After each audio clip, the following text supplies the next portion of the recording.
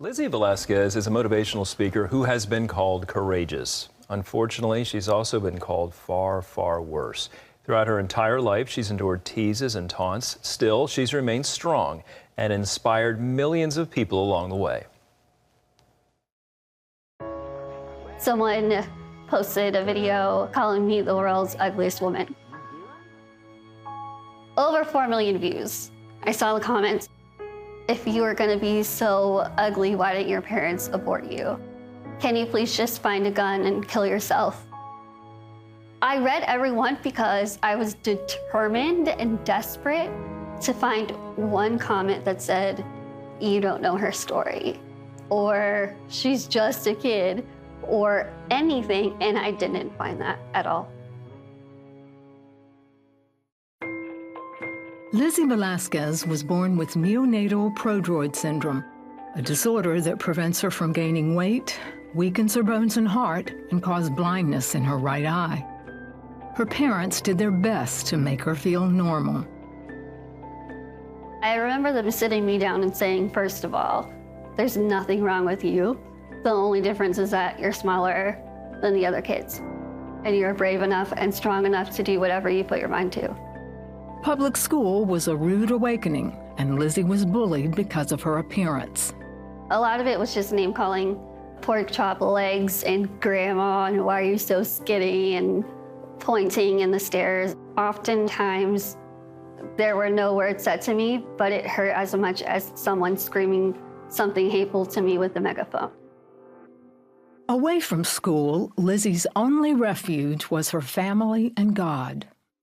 My faith was something that was instilled in me from day one. I was at church. I was the happiest kid in the world. When Lizzie entered middle school, the bullying intensified, and so did her frustration. How come I can only see out of one eye? How come my clothes don't fit like the other kids? How come I can't do this and can't do that? No matter how hard I tried, no matter how hard I prayed, no matter what I did, I was not going to look like everybody else.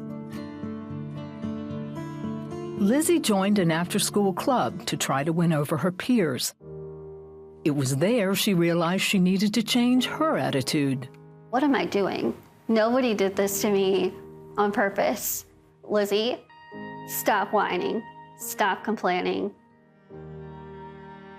God is the reason why I'm here. If I'm going to continue on this faith journey, I need to actually walk it. I have God here with me, and He's not leaving this path. And if He's not leaving this path, neither am I. From that point forward, things began to change. I was really happy. Everything was going well. I had incredible best friends around me. Lizzie's confidence grew, but she wasn't prepared for what would happen her junior year of high school. I don't think I'll ever be able to adequately describe what I felt in that moment. I was really confused and upset and angry. What in the world do I do now? I worked so hard to get my confidence up to where it was. Now that doesn't even exist. I knew deep down I was not going to let this video or those people become the definition of who I was meant to be. Lizzie immersed herself in church and school. Later, she was asked to share her story with the freshman class. She was apprehensive, but the next morning she stood up in front of 400 students and spoke. Halfway through, I looked up and I realized that everyone was just listening. It was silent in there. And in that exact very moment, I had never felt more comfortable and confident in my own skin. And I realized we all know what it's like to be bullied. We all know what it's like to feel like you're not good enough or pretty enough or strong enough.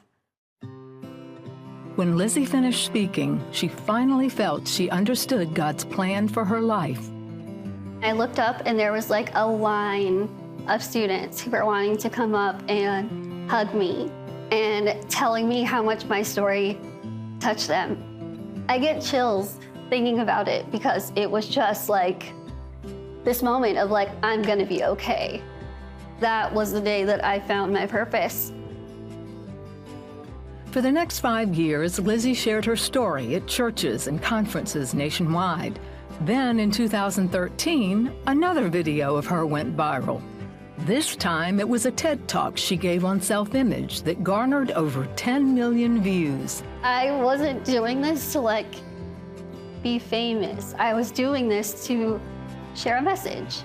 The whole speech, every word that came out of my mouth was a God thing. It wasn't me. Now Lizzie speaks around the world, hosts her own YouTube channel, and has written several books.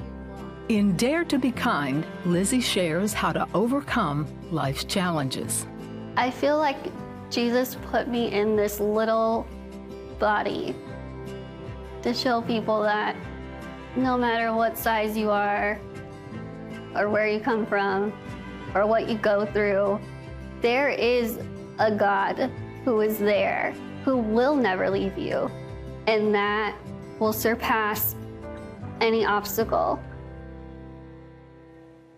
We can't help but be inspired by Lizzie's trust in God and her courage. And let's be an exception in a world that is so brutally cruel to each other. Can we be a bright light of compassion and kindness to those who are hurting?